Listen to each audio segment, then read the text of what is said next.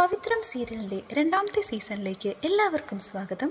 വേദ തന്റെ കുഞ്ഞിന്റെ സുരക്ഷയ്ക്ക് വേണ്ടി ഡൽഹിയിലെ കൂട്ടുകാരിയുടെ വീട്ടിലേക്കാണ് ഇപ്പോൾ വന്നിരിക്കുന്നത്. അവർ രണ്ടുപേരും സംസാരിച്ചുകൊണ്ടിരിക്കുന്നതാണ് ആദ്യം കാണുന്ന സീൻ. തന്റെ സുഹൃത്തിനോടായി വേദ ഇങ്ങനെ പറയുന്നു. ബാഗുമെടുത്ത് റെയിൽവേ സ്റ്റേഷനിൽ വന്നപ്പോൾ ആദ്യം കണ്ട ട്രെയിൻ ഡൽഹിയിലേക്കായിരുന്നു. അവരിൽ നിന്ന് എത്രയും ദൂരം പോകണം എന്ന് മാത്രമേ ഞാൻ അന്നേരം ആലോചിച്ചുള്ളൂ. എൻ്റെ കുഞ്ഞിൻ്റെ സുരക്ഷയ്ക്ക് വേണ്ടിയാണ് ഞാനിപ്പോൾ ഇങ്ങോട്ടേക്ക് വന്നിരിക്കുന്നത്. എത്രയും പെട്ടെന്ന് ഒരു ജോലി ശരിപ്പെടുത്തണം. എൻ്റെ കുഞ്ഞിനെ പ്രസവിച്ച് വളർത്തി വിക്രം ജയിലിൽ നിന്ന് പുറത്തു വരുന്നതുവരെ കാത്തിരിക്കണമെന്നാണ് ശ്രേയയോട് വേദ പറയുന്നത്. എന്നാൽ ഇത് കേൾക്കുന്ന ശ്രേയ, നിന്റെ അച്ഛൻ ജില്ലാ ജഡ്ജി ആയിട്ടും ഇതൊക്കെ ഇത്രയ്ക്ക് പ്രശ്നമുള്ള കാര്യമാണോ? മറുപടിയെ വേദ, കൊല്ലാൻ തീരുമാനിച്ചിരിക്കുന്നത് സ്വന്തം സഹോദരനല്ലേ, അപ്പൊ പിന്നൊന്നും പറഞ്ഞിട്ട് കാര്യമില്ല. അതിനുശേഷം നമ്മൾ കാണുന്നത് ജയിലിൽ മറ്റ് തടവുപുള്ളികളുടെ കൂടെ ജീവിക്കുന്ന വിക്രത്തിനെയാണ്.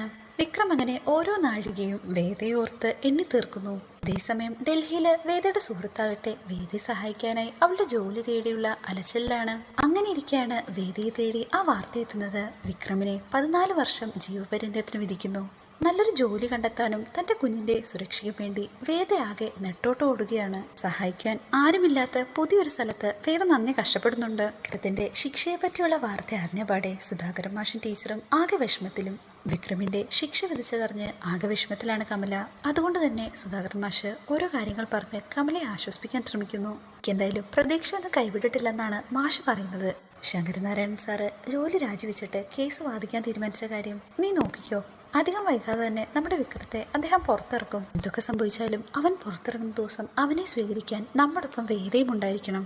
അതിന് നീ ഇങ്ങനെ മനസ്സ് തളർന്ന് ഇരിക്കുകയല്ല വേണ്ടത്. ഇങ്ങനെ വിഷമിച്ചിരിക്കാതെ മനസ്സിനെ പറഞ്ഞ് പഠിപ്പിക്കണം. നമ്മുടെ മകൻ പുറത്തിറങ്ങുന്ന ദിവസം അത് കാണാൻ വേണ്ടി നമ്മൾ ഈ ലോകത്ത് ജീവിച്ചിരിപ്പില്ലെങ്കിൽ അതായിരിക്കും ഏറ്റവും വലിയ നഷ്ടം. നിലവിലോ സംഭവിച്ചാൽ നമുക്ക് പരലോകത്ത് പോലും ശാന്തി കിട്ടത്തില്ല. ശേഷം മാഷ് കമലയ്ക്കുള്ള മരുന്നെടുത്തു കൊടുത്ത് കഴിക്കാനായിട്ട് നിർബന്ധിക്കുന്നു. ആദ്യമൊന്നും അടിച്ചെങ്കിലും വിക്രത്തിനെ പറ്റി ആലോചിച്ച ശേഷം കമല അത് കഴിക്കാൻ കൂട്ടാക്കുന്നു. നീ എന്തായാലും കൂടുതലൊന്നും ആലോചിച്ച് മനസ്സിനെ തളർത്തണ്ട. നാളെ ആശുപത്രിയിലേക്ക് പോകേണ്ടതല്ലേ. ഈ സമയം ശ്രീകാന്തിന്റെ ഫോണിലേക്ക് ദർശന്റെ ഒരു കോൾ വരുന്നു.